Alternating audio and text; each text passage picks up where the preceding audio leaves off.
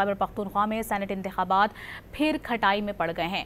मखसूस नशिस्तों पर मुंतखब अरकान हलफ ना उठा सके। 2.5 घंटे ताखिर से शुरू होने वाले सूबाई असम्बली के इजलास में PTI MPA शेर अली आफरीदी ने कोरम की निशानदही की, जिस पर स्पीकर ने इजलास 24 जुलाई तक मुलतवी कर दिया।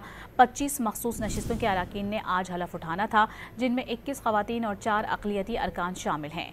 JUI और नून लीग के साथ साथ पीपल्स पार्टी के 4, ANP के 2 और PTIP का 1 रुकन शामिल है।